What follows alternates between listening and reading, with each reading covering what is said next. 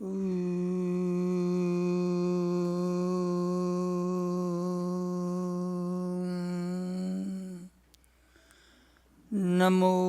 Namo Buddha Divakaraya. Namo Namo Gautama Chandrikaya. Namo Namo Ananta Gunanaraya. Namo Namo Shaikyanandanaya. I bow down to Lord Buddha, who is luminous like the blazing sun and soothing like the moon. I bow down to Buddha, the prince of Sakya dynasty and a man of infinite qualities. May Buddha awaken our hearts. Om Shanti, Shanti, Shanti. Peace, peace, peace be unto all.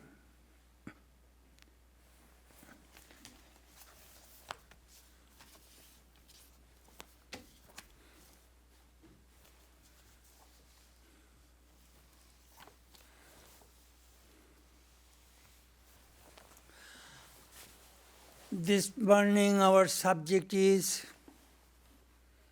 Buddha and his teachings, part 33. It is a series of lectures on Dhammapada, which is the very important scriptures of Buddhism. As Gita to the Hindus, Quran to the Muslims, and Bible to the Christians. So this Dhammapada is a very, very important scripture to the Buddhists. It has 26 chapters with 423 shlokas, verses. There are 299 stories behind the teachings. It is under Shutta Pichaka. Pichaka means basket, box. So Buddhist scriptures is called Tripitaka, 3 baskets full of teachings. First basket is called Shutta Pichaka, where we find Buddha's sermons and Buddha's teachings to the householders and to the monks. Then Vinaya Pichaka, the rules and conducts of the Buddhist monks.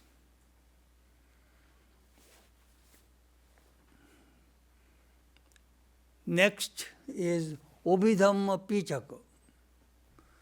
That book contains metaphysics, philosophy, psychology of Buddhism.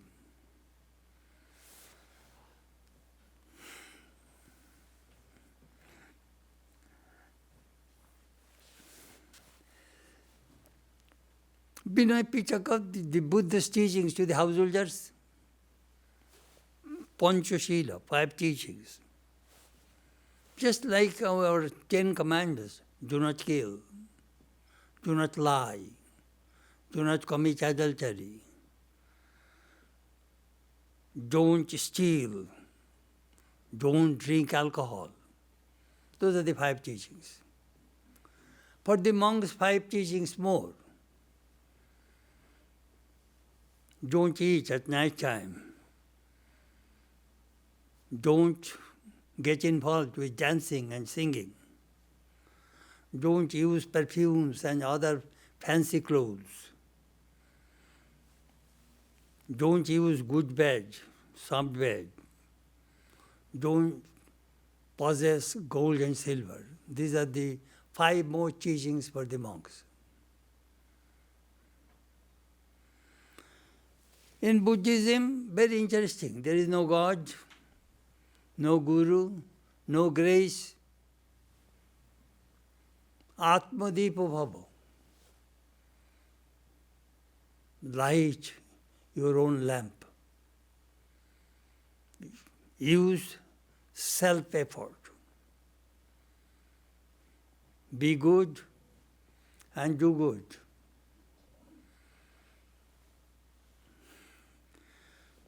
Your goal is Nirvana.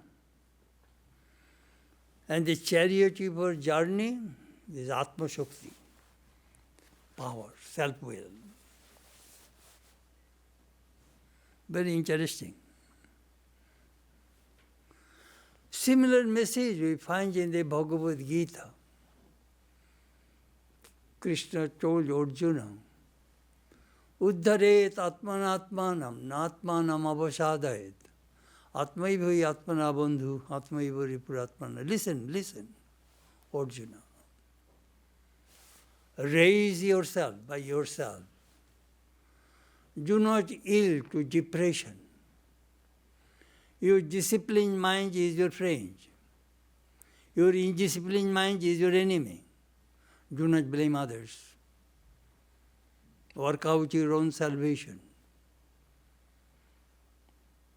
Similar teachings we find in Hinduism also. In Buddha's religion, as I said, it is based on self-effort, onward, struggle, and not self-surrender. It is a religion of reason and not faith. It is a religion of action and not inaction.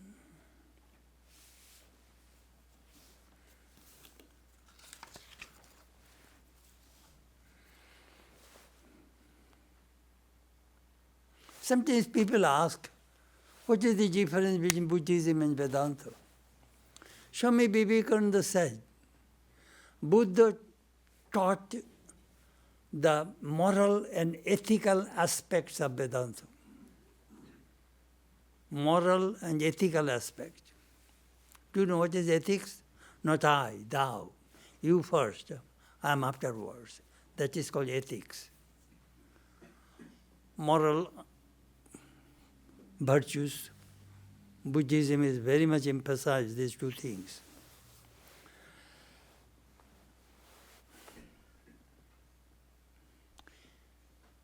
Vedanta says, ego. Purify the ego, what Shankara's Vedanta, purify the ego and put ego into the Brahman. He did not kill the ego. He purified the ego and put the ego inside the Brahman and say, Aham Brahmasmi, I am Brahman. So the Jivatma, individual soul and Paramatma become one. This I merged into the infinite. As the bubble on the ocean breaks the bubble, it becomes the ocean. That is Shankara. Buddha did not. Buddha killed the ego. Simply killed. What remains? Brahman, Atma, consciousness. He did not transfer the ego. I shall kill the ego. Shankara did not kill the ego. He cleaned the ego and merged into Brahman. And Buddha, only Brahman remains when there is no ego. That is Buddha's method. My teacher told me another story about Buddhism and Vedanta. Here is a boat. Shankara and Buddha both are passengers. The boat left the harbor and went into the deep sea.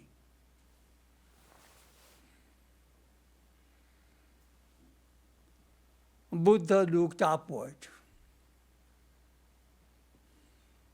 and says, Sarvam shunyam shunyam. Everything is void.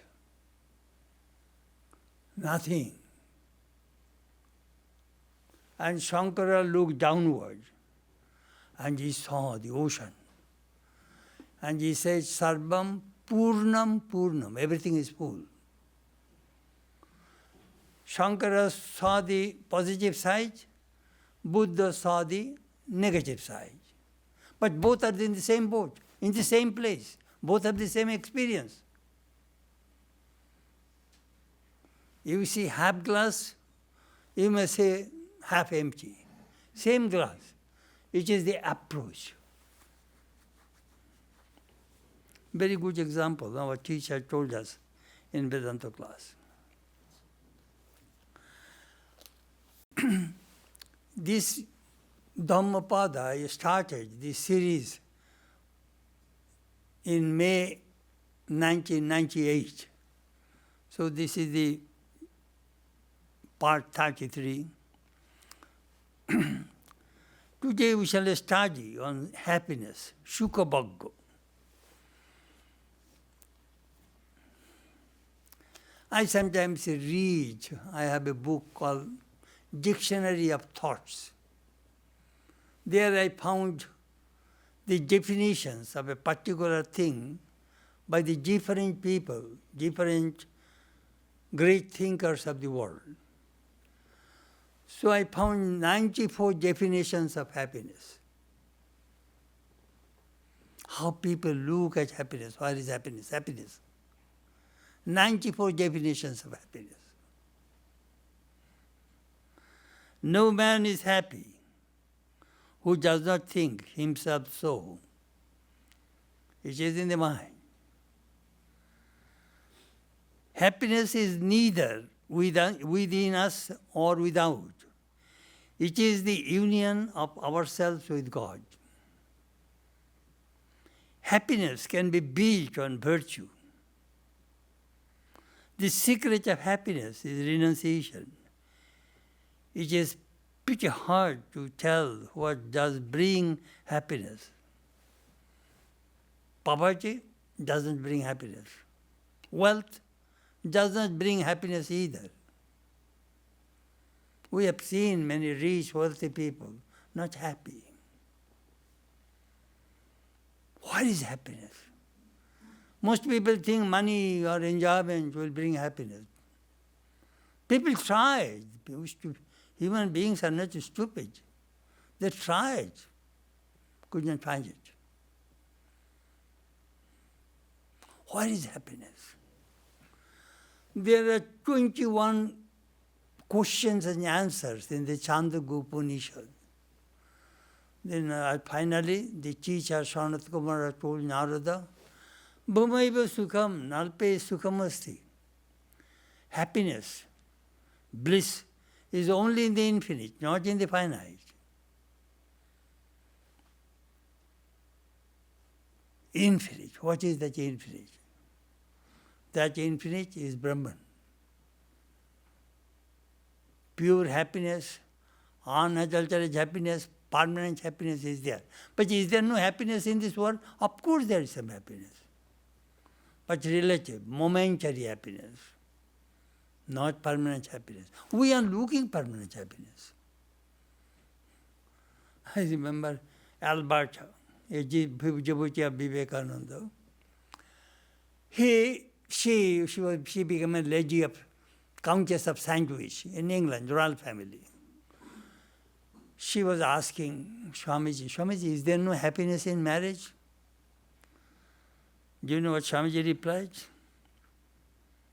Yes, Alberta, there is happiness in marriage. If marriage is entered into as a great austerity and everything is given up, even principle, full renunciation, happiness. The husband will have to renounce his old ego, everything to the wife, and wife must surrender everything to one husband, then there will be perfect marriage. These two souls will be united. And that marriage is really, really wonderful marriage. That marriage we see between Sri Ramakrishna and Holy Mother. Ideal marriage. No fight.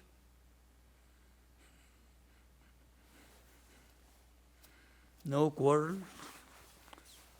Mutual love, mutual respect, wonderful understanding.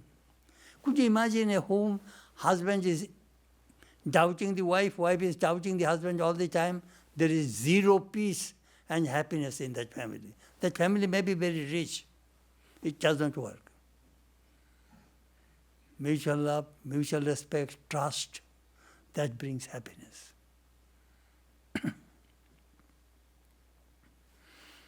Happiness is not something ready-made. It comes from your own actions. Dalai Lama said that. It is not ready-made. It comes from your action.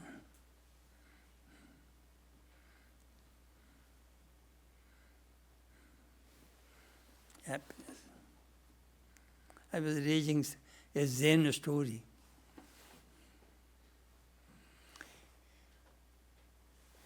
A flag was moving, so a monk said, "Hey, the flag is moving." The other monk said, No, the wind is moving. The teacher said, they are not moving. Your mind is moving. Yesterday I was listening, I was thinking, that is truth. The flag is not moving, the wind is not moving, it is the mind which is moving. That Vedanta teaches.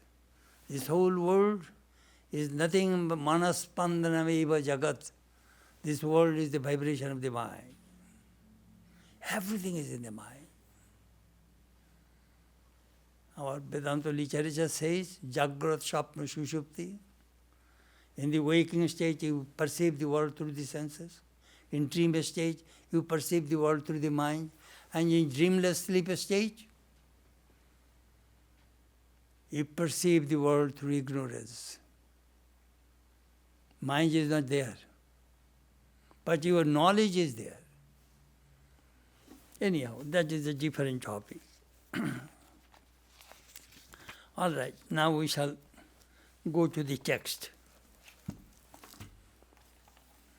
Shukhabhag.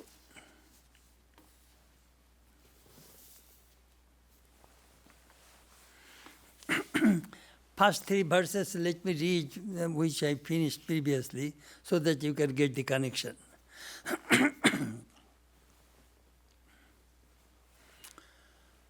Two kings are ready to start war. And Buddha came between these two armies and stopped. He said, "Let us live happily then, hating none, in the midst of men who hate. Let us dwell free from hate among men who hate. Let us live happily then, free from disease, in the midst of those who are afflicted with disease. Let us dwell free from disease among men who are afflicted with disease. Let us live happily then, free from care in the midst of those who are care-worn. Let us dwell free from care among men who are care-worn." Anyhow, Buddha says, look, war.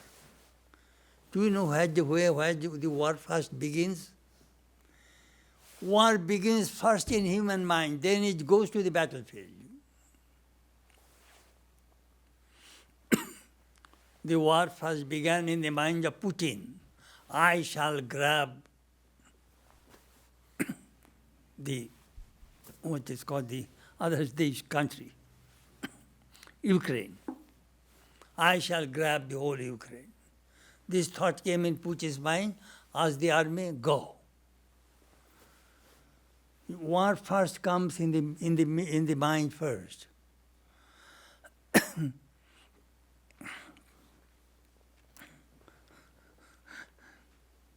Cause greed, ego.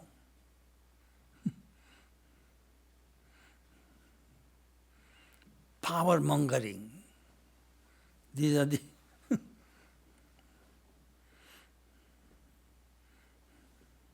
war. Just people are fighting, killing themselves just for a little earth. War sometimes begins for women. If you read Greek mythology, Trojan War, for Helen's beauty, war began. Read Indian history, Padmini, the queen of Mebar, Alauddin Khilji, invaded the country just for that woman. Killed thousands, millions, thousands of people. Later on, that Padmini jumped into the blazing fire and killed herself. And what happened to Alauddin? His commander-in-chief poisoned him and killed him. That is, we read in the history. This is the outcome of the war. Greed.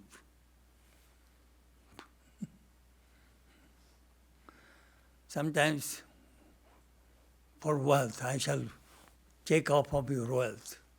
These are the causes of the war, greed. So Buddha says, no way. That will not bring happiness to you, momentarily.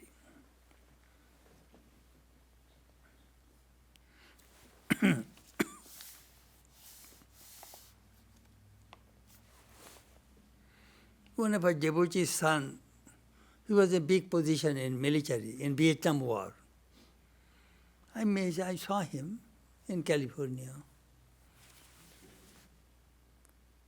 Later life, do you know what happened? He became crazy. He was thinking, how I killed innocent people. Innocent villagers. That came to him like a nightmare. Lost his brain. Karma. What is happiness?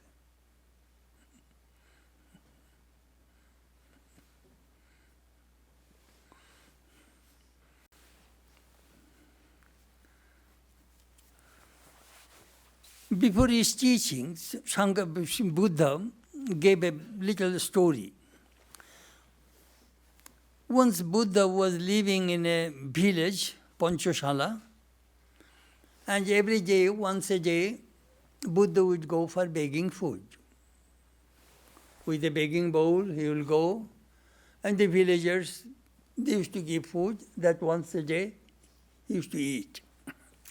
While eating food, he will give lessons to the villagers. So one day he went, nobody gave him food. So he was returning to his ashram, his cottage, empty bowl.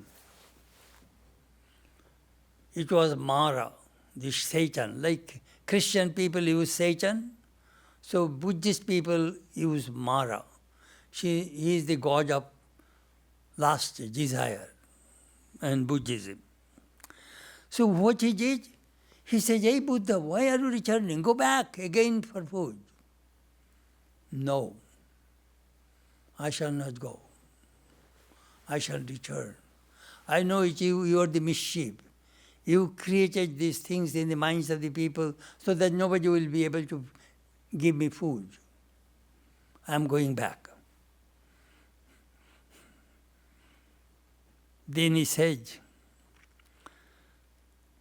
that is the verse I am going to read to you.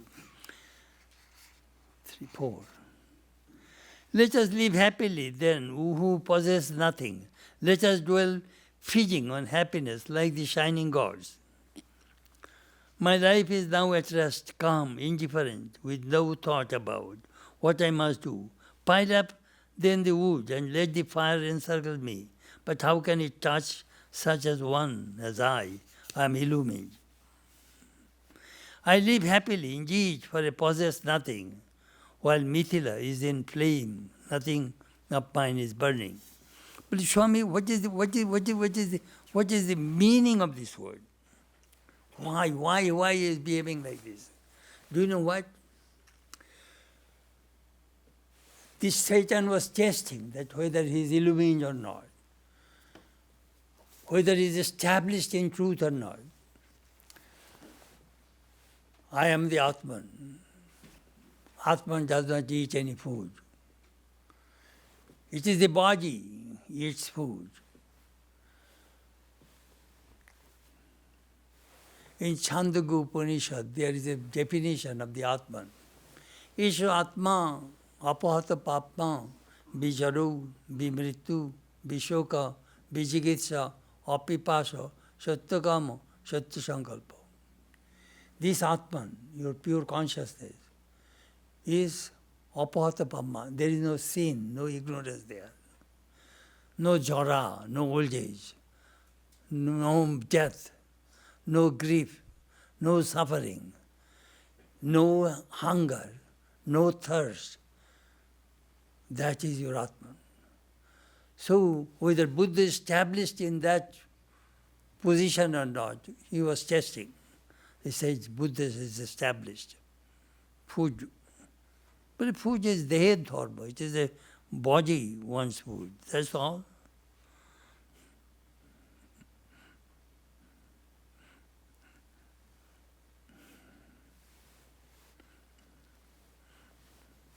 In this connection, I remember a story of Swami Vivekananda.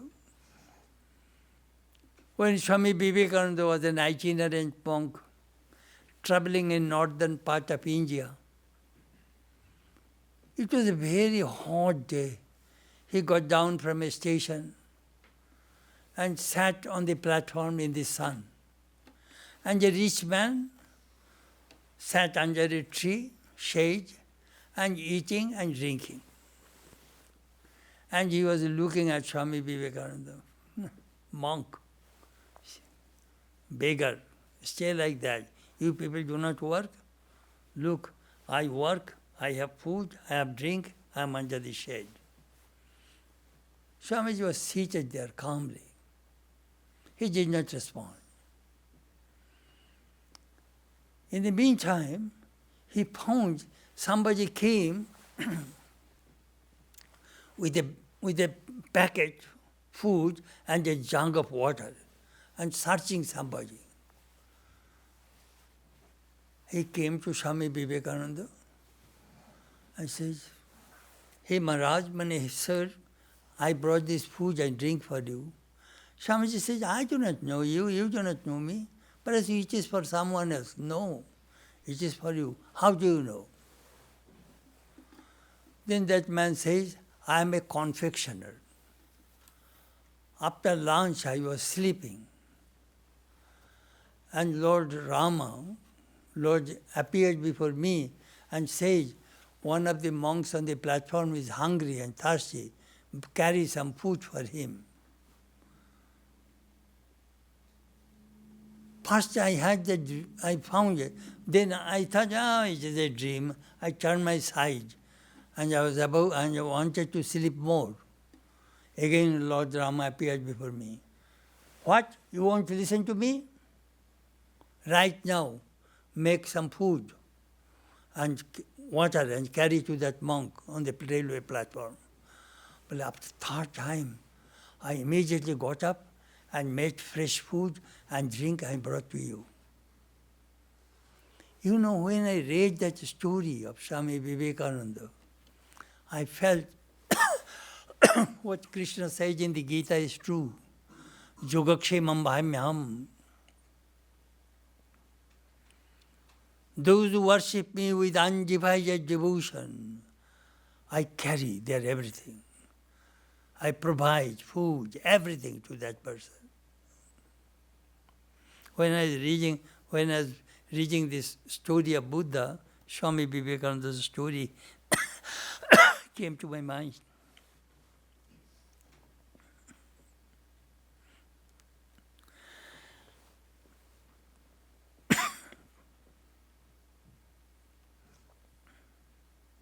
Who is happy?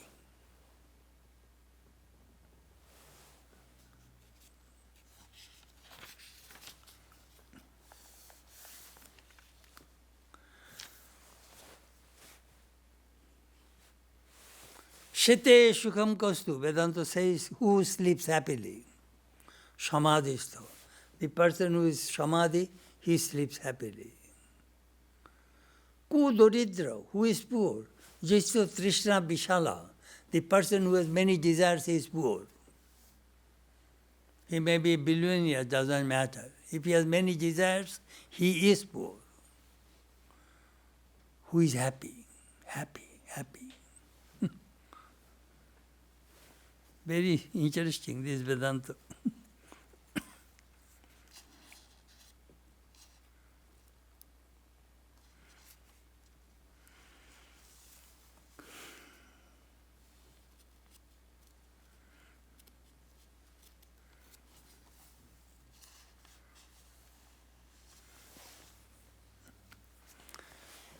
In the yoga scriptures, we find sometimes the gods tempt the yogis and divert them in the wrong direction, create bad desires in their mind.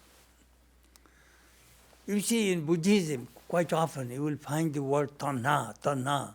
Tanha means trishna, thirst, thirst, thirst. Thirst for enjoyment, thirst for food, thirst.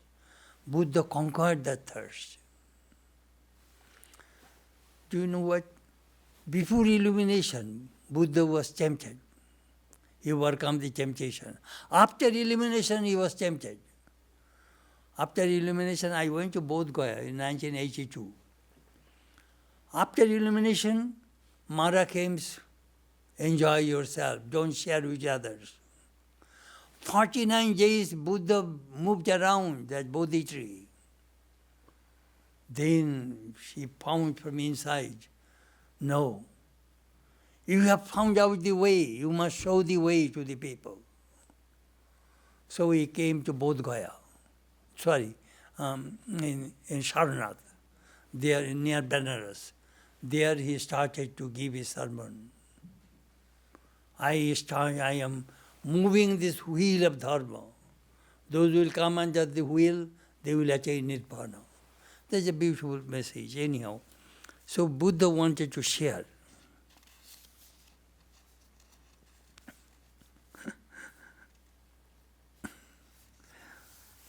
In Buddhism, do you know, they gave a beautiful illustration. How we are tempted. Well, once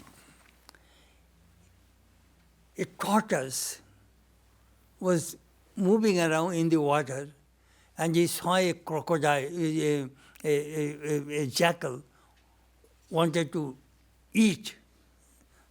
So the moment he saw the jackal, the tortoise shrank its head and legs under the shell so that the jackal cannot eat him. So the Buddhist says, the moment you see the temptations are coming, shut the senses so that the temptation cannot touch your mind. It's a beautiful illustration. I was saying, it is a good illustration. Tortoise shrinks, head and the legs inside the shell. So when temptations comes, shut the senses and just stay within. Beautiful illustration.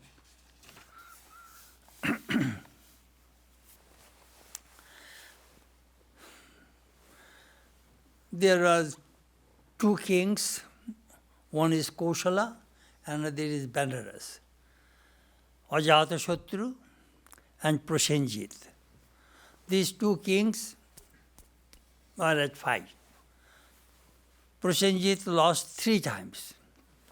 So he was so ashamed that he stopped eating. So Buddha went to him and told him, listen, 201.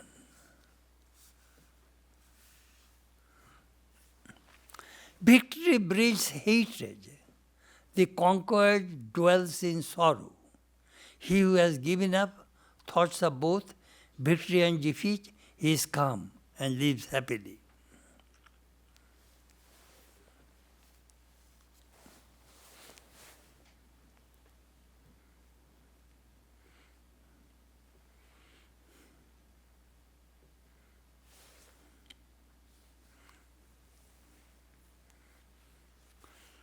If there is no war, it is definite one party will win and one party will defeat. That is sure and certain.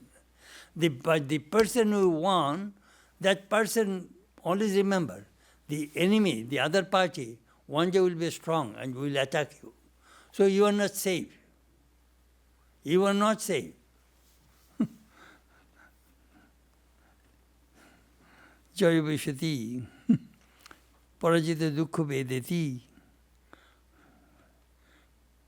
But the person whose mind is calm and quiet, happiness and misery, victory and defeat cannot partake with. That Buddha is telling. What is happiness? If you are one, so you are happy, and I am defeated, I am unhappy. But none of them are happy.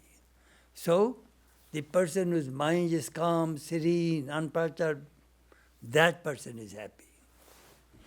That thing is emphasized in Buddhism again and again. Tranquility of mind, calmness of the mind, serenity of the mind. That person is happy. Upanishad also says the same thing, Shanta. Who creates mind restless? Desire. Buddha is trying to tell people, kill the desire. Desire is your enemy. Desire makes you imperfect. But if you are Brahmagya Samodrishti, that we find in the Gita. Sukhe dukkhe same kritva labha labhu jaya jayu. Sukhe dukkhe, happiness and misery, profit and loss. If your mind is calm, then you are a yogi.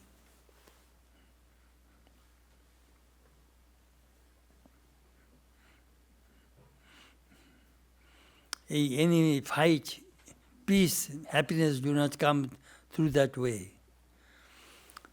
I read another story that Kushal, that king ran away from his kingdom and his enemy was trying to find out and wanted to kill him. So what happened, Kashi Raj declared that I shall give you, suppose,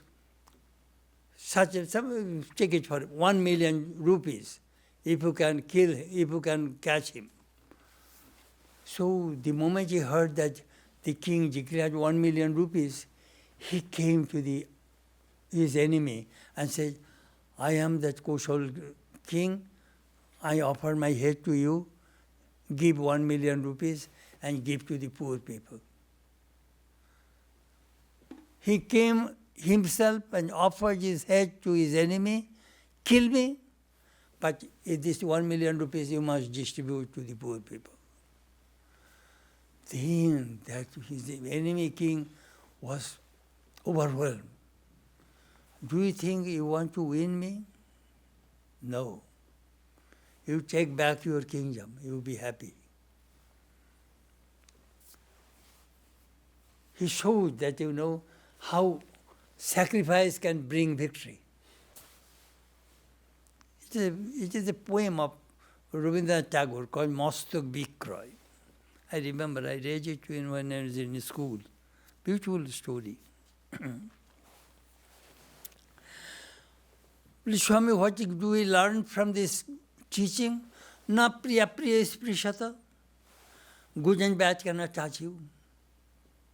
Happiness and misery cannot touch you. Always remember, Swamiji said, happiness and misery are the obverse and reverse of the same coin. If you want happiness, please wait for the misery. It is coming. Chakravat parivartante dukhani cha sukhani cha. Happiness and misery rotate in a cyclic order. Swamiji said, happiness and misery, do you know how it is?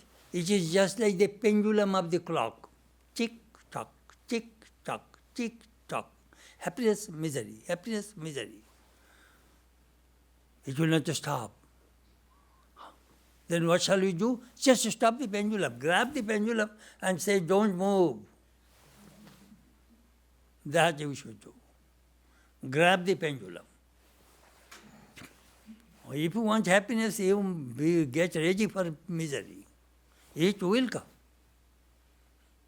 Because it rotates. That is the nature of duality, a dualistic world.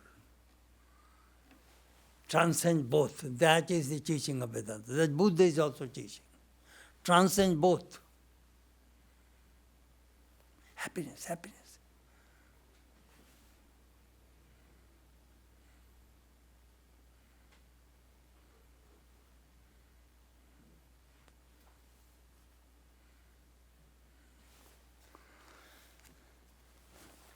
In Srabosti town, a newly married couple wanted, his wife was a devotee of Buddha, wanted to feed Buddha and his disciples.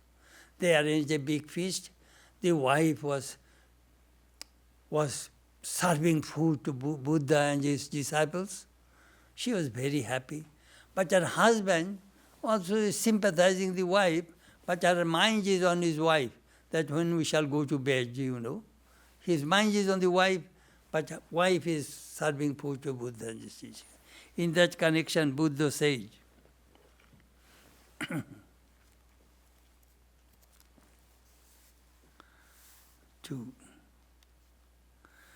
there is no fire like passion, no ill like hatred. There is no sorrow like this physical existence, individuality. There is no happiness higher than tranquility. Buddha told this lesson.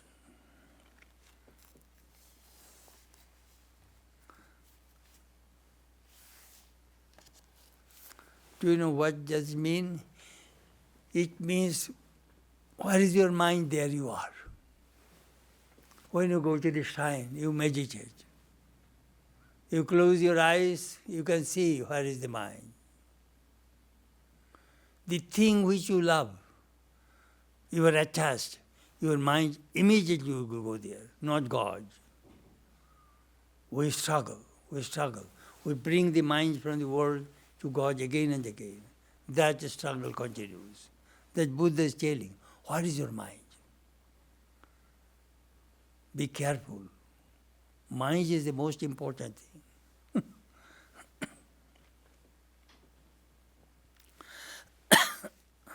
Moreover, attachment.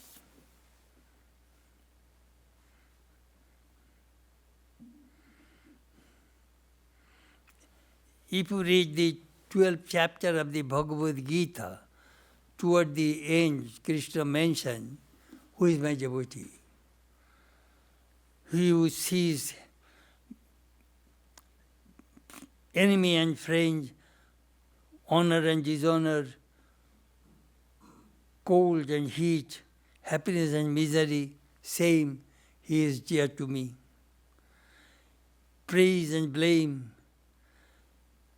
and Anikita, his mind is settled in me only, and he is always contented, he is dear to me. In this way, we find in the Vedantic and Buddhist teachings, it's saying how to mind the mind even. Do you know what this means? It means, what is yoga?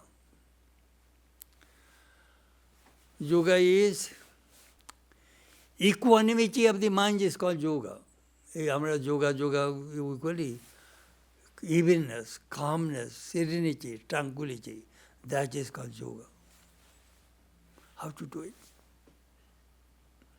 Our mind is continuously moving. No peace, no happiness.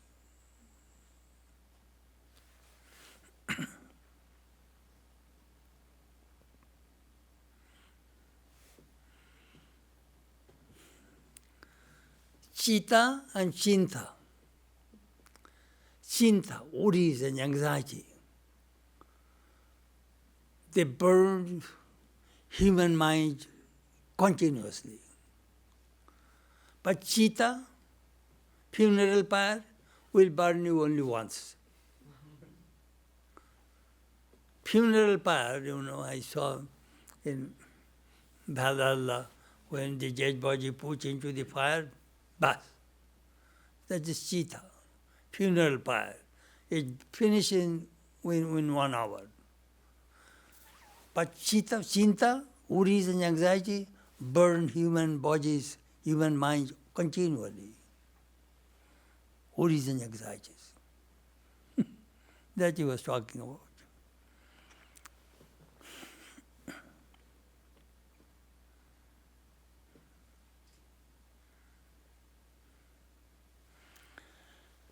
Buddha went to a place and the people came and gave him reception, offered him food.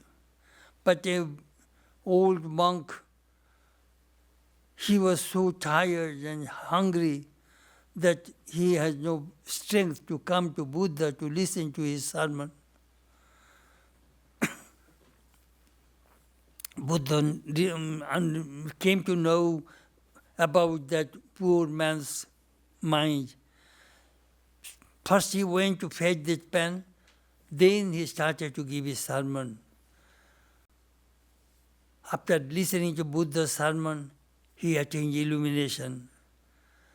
So other monks did not like that Buddha should show so much grace and so much compassion to that poor person. When Buddha listened to it, he said, beautiful, Dusha 203. Greediness is the worst of disease. Propensities are the greatest of sorrows. To him who has known this truly, Nirvana is the highest bliss. Nirvana. Nirvana means illumination. No more coming and going. Here is a flame of light, lamp. You blow it out. Where does it go? Where the flame goes? That is Nirvana. All desires are burned.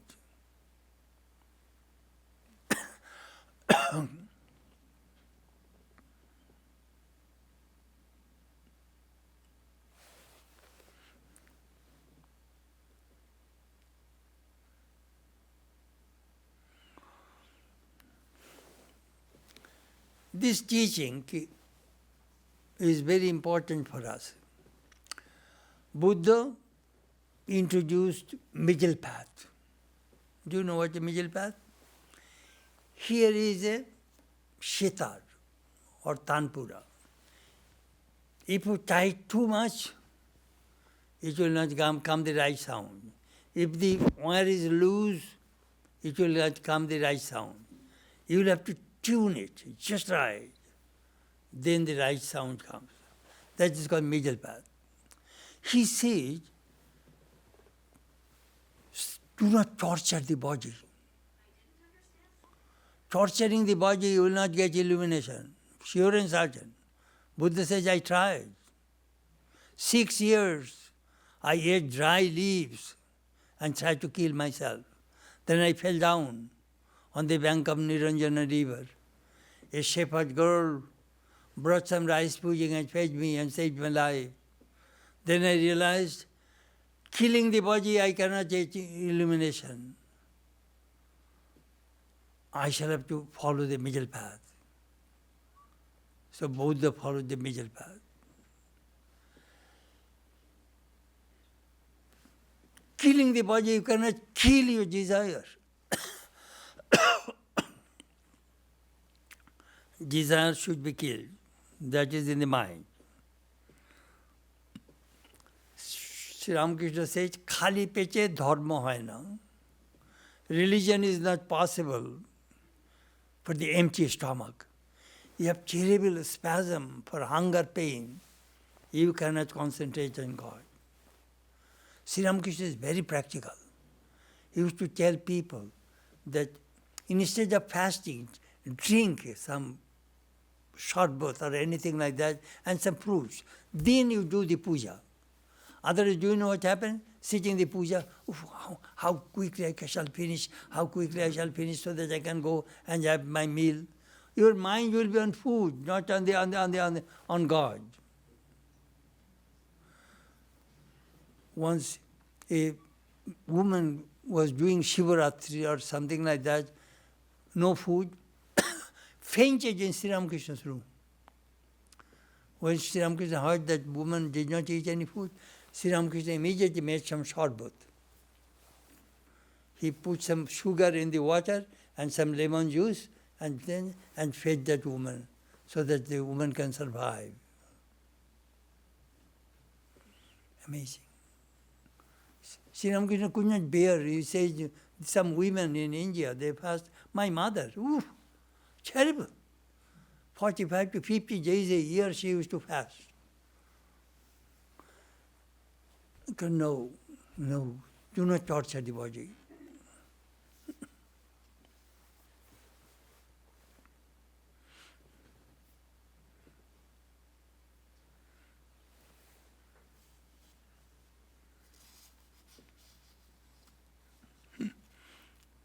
At the same time, he should not be bhojan bilasi, too much eating.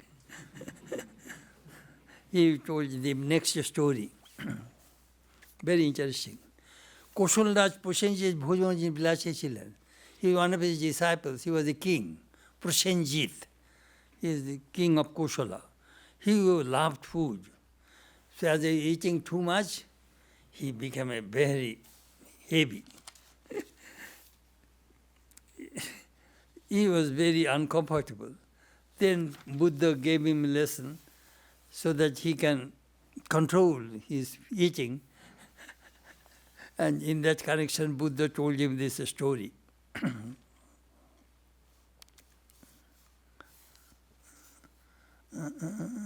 204. Health is the greatest of gifts. Contentment is the greatest wealth. Trust is the best of relationships. Nirvana is the highest happiness. Some people get happiness eating food. I remember, I shall tell you a couple of funny stories. There was a Swami in our order. He was a lawyer before he became a monk. He was in charge of a big center. So he was telling us, brother, look, I was so lean and thin. And I saw some monks are very nice, a little fleshy. And so I was telling Sri Ramakrishna, Master, may I get a little weight, so that I may look good. Brother, look, now I am 350 pounds. I am 350 pounds, I cannot move. Our ashram, our kitchen was in the 4th floor. We did not have elevator. But crossing the steps, I am now gasping, look. But then he was telling, brother, look, I preached so many things to Sri Ramakrishna, he did not listen. But this one he listened. I preached so many things. Master did not listen, but this one, I want to get a little weight. That he listened, look.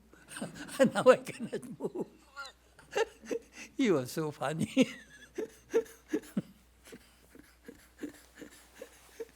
Then in this connection, I was thinking about bhojan bilasya. There is a competition between a connoisseur of food and the connoisseur of bed, sleeping. So they have two competitions.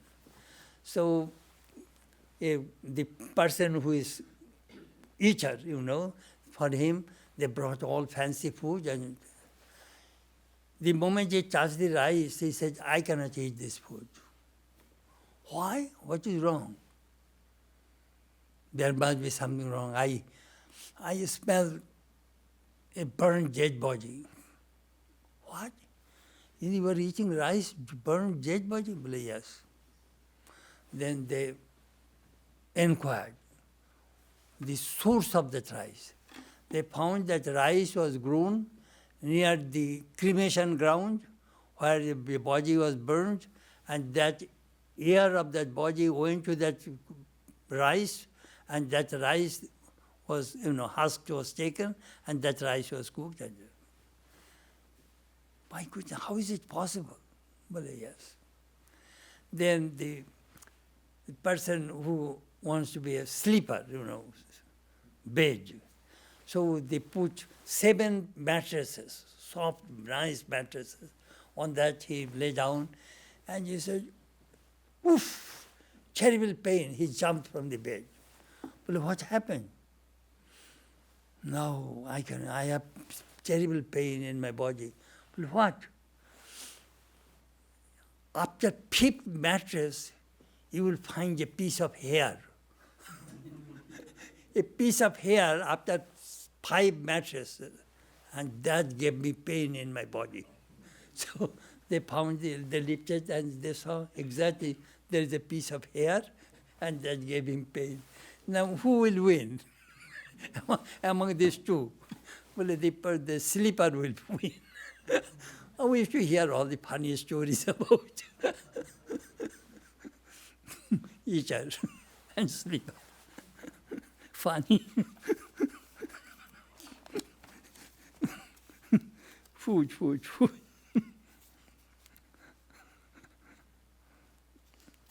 In this respect, Sri Ramakrishna approved Krishna's teaching in the Bhagavad Gita. Yuktahara viharasya yukta chestasya karmasya yukta sapnava bodhasya yoga bhavad dukkha. Do you know what? Eat moderately. Sleep moderately. Work moderately. Then you will be a yogi. Otherwise, too much. I saw some boys come to the monastery with tremendous enthusiasm and renunciation. I want to meditate 8 hours, 10 hours a day. They become crazy.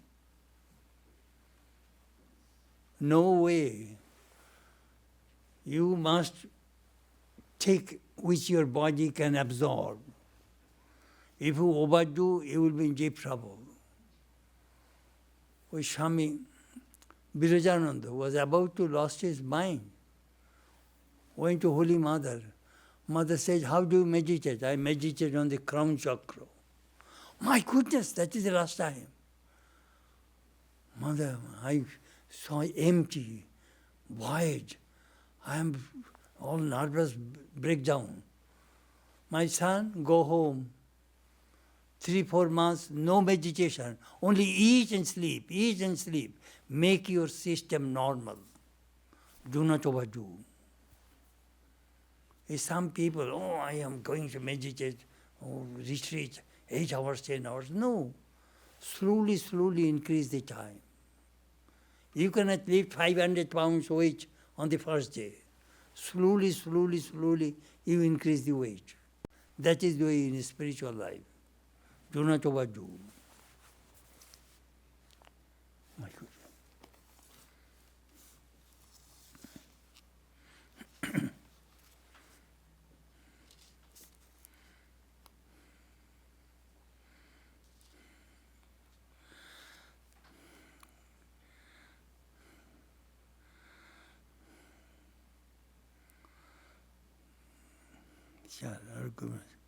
Santushta Yogi Kuru.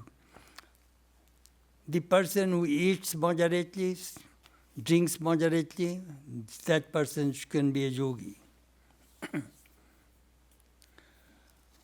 Buddha Parinirvan. I shall die after 4 months, Buddha declared. What happened?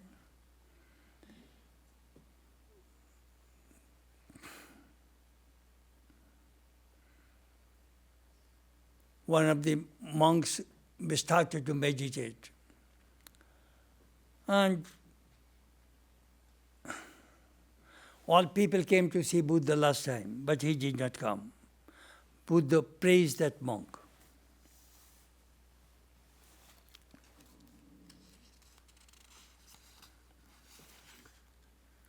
Having tasted the sweetness of solitude and the sweetness of tranquility, he becomes free from fear and free from sin while he drinks the sweetness of the joy of the law. That is the teaching Buddha said. He said, if my Guru dies, what will happen? Sri Ramakrishna said, please remember, Guru merges with Ishta. Guru Ishta Loyan.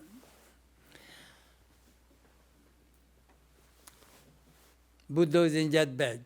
Aniruddha came and asked Ananda, we have 4 questions. Please ask Buddha before he departs from this world. So Ananda went to Buddha. What are the questions you have? Master,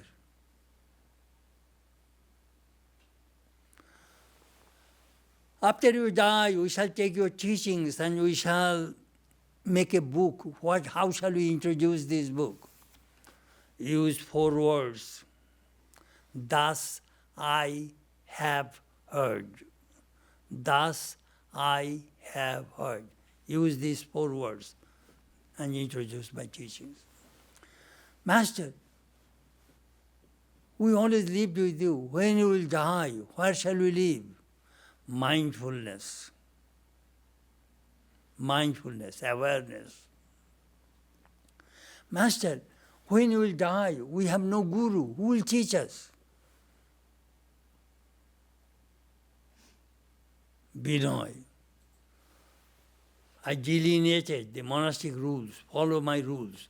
Those rules will be the teacher. Master, when we will die, there are some disobedient, bad monks. How shall we deal with them? That is very easy to solve that problem. Do not talk. Non-cooperate. If that person knows that I am bad, he will leave the monastery. Do not talk to that person. Buddha, the day he was born, same day he got illumination, and same day he died. Vaishakhi Purnima. That is the reason it is called thrice blessed day.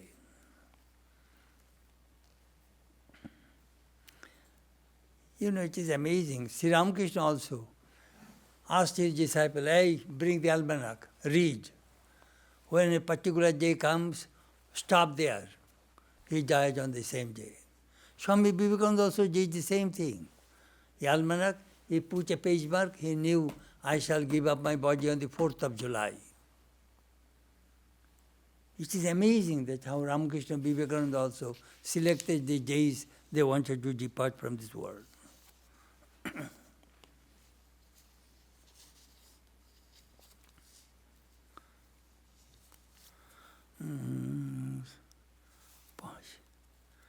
Pacha said, once Buddha was sick, Devaraj Indra, and the divine being came and served Buddha. In that connection, Buddha told this story.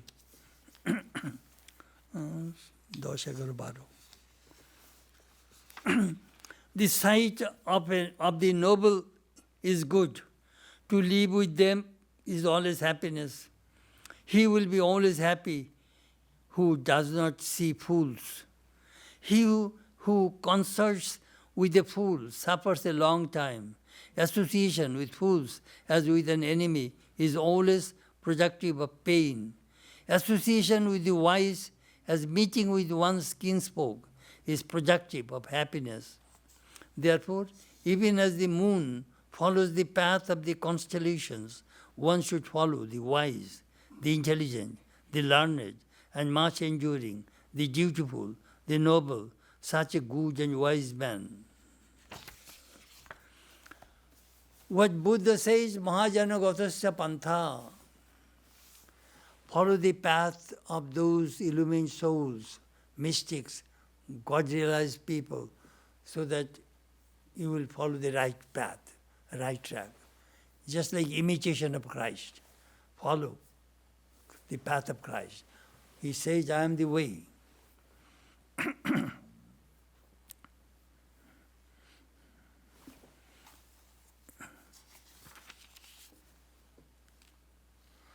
Satang Sangoi Veshajam, holy company is just like medicine, which cures worldly disease. Satsanga. Sri Ramakrishna again and again says, Bhakti Sutra also. Adau Satsanga. Holy company, sometimes go in solitude and pray and meditate, discriminate between real and unreal, chant God's name, and have a yearning, longing for God, Byakulata. This is the way.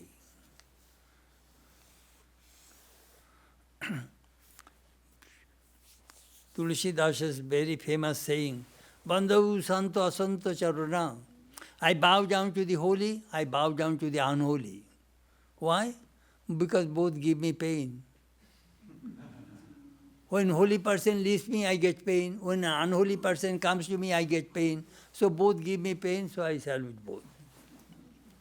There is another famous saying of Tulsidasa. तुलसी जब जग में आयो तुम हंसे तुम जग हंसे तुम रोए ऐसी करके कर चलो कि जब तुम हंसे जग रोए. A mystic saint was addressing himself that listen, when you are born, you cried, wah, wah, and your friends and relatives all are happy. Ah, we got a baby. You do such thing in this life so that when you depart from this world, you smile. Let people cry for you. That's a beautiful saying. You do such thing in this life so that when you die, you smile. Let other people cry for you. It all depends upon karma. So Buddha's teach life also, we see. But another amazing thing that Buddha did not say there is God. But after his death, his devotees made him God. Bas. Amazing. So we just covered a little bit about happiness. Where is happiness? If you have no desire, you will be happy. As long as you have desire, unfulfilled desires, you have no happiness. And when does the desire go? When you are illumined. No desire there. Desire comes, as I always told you many times, avidya, kama, karma. All these billions of people are rotating in these three places. Avidya, ignorance. From ignorance comes desire, from desire comes action. Why do you work? Because you have fulfilled the desire. Why do you have desire? Because you have ignorance. So all these people are rotating. So we shall have to break that cycle when we attain illumination. Thank you.